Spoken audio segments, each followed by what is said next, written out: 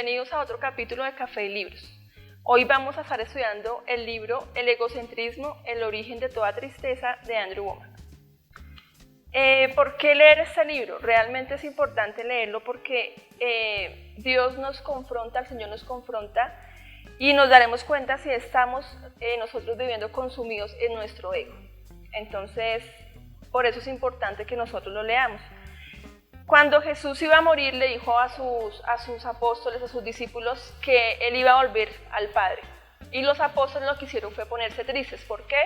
Porque ellos estaban pensando en sí mismos, ellos estaban consumidos en su ego y entonces por eso se pusieron tristes. Si ellos realmente amaran a Jesús como decía que lo amaban, pues simplemente se habían puesto contentos por eso. Entonces eso es lo que a nosotros nos pasa a veces. La pregunta que nos hace aquí el autor, el Señor por medio del autor, es: ¿realmente nosotros amamos a Dios como decimos que lo amamos? Y en situaciones difíciles que podemos atravesar es donde realmente nosotros nos vamos a dar cuenta si estamos siendo egocéntricos o no. El libro es realmente muy corto, son solo 7 capítulos, es muy económico también y lo dividimos en 4 partes, entonces lo vamos a ir estudiando. El capítulo 1 y el capítulo 2 nos dice que el egocentrismo es la causa de nuestra tristeza, de la ofensa.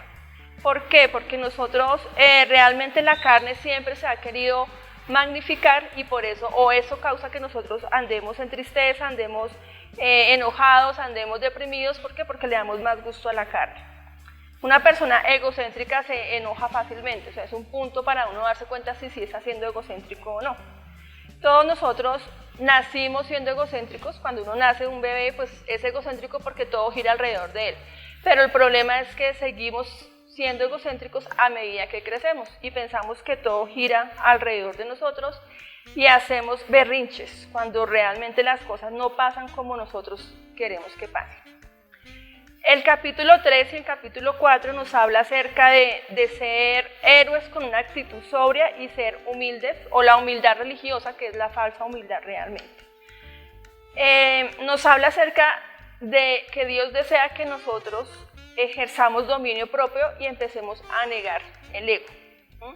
Y también nos habla, como ejemplo, nos pone a Moisés. Él pone el ejemplo que Moisés fue un hombre que vivió desinteresadamente y él siempre amó más a Dios y a las personas. Entonces es lo que nos enseña el libro.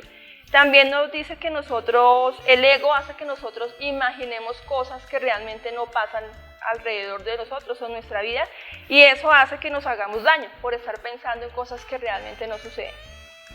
El ego también nos enseña el libro que el ego nos impide que nosotros obedezcamos la palabra de Dios. Entonces por eso es importante que realmente seamos confrontados en nuestro ego. Cuando nosotros nos amamos más a nosotros mismos y no realmente amamos más a Dios, pues entonces estamos... No, me perdí ahí, espera que es que me perdí. Cuando amamos más a Dios que a nosotros mismos, allá. Cuando nosotros amamos más a Dios que a nosotros mismos, no nos derrumbamos cuando obtenemos resultados diferentes a lo que esperamos. Entonces ahí es cuando está la diferencia entre una persona que sea egocéntrica y una que no, que toma las cosas de diferente manera. También nos enseña el libro que la baja autoestima permite que el ego domine nuestros pensamientos. Y ahí es donde viene la falsa humildad, que es la timidez. Debemos también vencer todas estas cosas.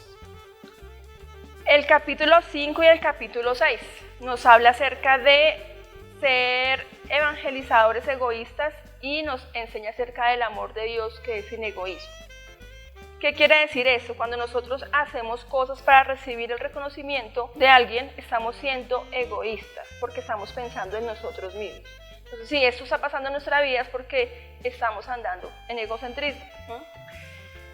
Por el contrario, nos enseña el libro que el amor de Dios, o conocer el amor de Dios y vivir el amor de Dios, cambia nuestra vida y hace que sirvamos a otros por amor. También nos enseña esa parte. También el libro nos enseña a que debemos perdonar. Cuando nosotros no perdonamos y nos ofendemos fácilmente, quiere decir que estamos siendo egocéntricos. Entonces debemos empezar a trabajar esa parte. Y el capítulo 7, que es el último, nos habla acerca que debemos ser sacrificios vivos para Dios. Es decir, que es tomar la decisión de amar más a Dios que a nosotros mismos, y es algo que debemos hacer constantemente, siempre, todo el tiempo debemos hacer sacrificios vivos, dice la palabra. El Señor desea, lógicamente, que nosotros seamos libres del egocentrismo y pues la idea es que empecemos a trabajar en eso. Entonces, si somos personas malcriadas, que hacemos berrinche por todo, esa palabra la utiliza el autor, berrinche, crees que estamos siendo el centro del universo, realmente necesitamos estudiar y leer ese libro y no, pero si eres una persona malcriada y que haces berrinche, realmente necesitamos leer el libro, estudiarlo y ponerlo en práctica. Entonces, cuando nosotros nos volvemos más conscientes de Dios, pues vamos a ser menos conscientes de nosotros y el egocentrismo va a desaparecer. Lo que antes solía ser un problema para nosotros, pues ahora ya no va a ser un problema. Estamos ante una crisis, ya no nos va a afectar como lo hacía antes de ser egocéntrico, o cuando no, me perdí. Lo que solía ser una crisis para nosotros ya no nos va a afectar cuando realmente nosotros enfrentamos las situaciones con Dios, no en nuestras fuerzas, sino con Dios. Nos enseña también el libro acerca del capítulo de Gálatas 2:20, que dice que con Cristo soy juntamente crucificado, ya no vivo yo, sino vive Cristo en mí. Y realmente nos hace aprender o nos enseña realmente el significado de este capítulo. Ya nosotros tenemos la victoria, pero depende de nosotros si la usamos o si vivimos en ella o no. Entonces la pregunta es, ¿continuarás viviendo de manera egoísta o serás un sacrificio vivo? La decisión es de cada uno de nosotros. Realmente es importante que nosotros aprovechemos la revelación que Dios le ha dado a este autor, Andrew Wommack, y que podamos estudiar lo que él nos dice en sus libros. Este libro lo puedes adquirir en la librería de la iglesia y si estás fuera de Bogotá, pues nos puedes contactar por las redes sociales y te haremos el envío. Bueno, espero que el resumen de este libro te haya despertado el interés de leerlo y te esperamos en los próximos capítulos de Café y Libros. Bendiciones.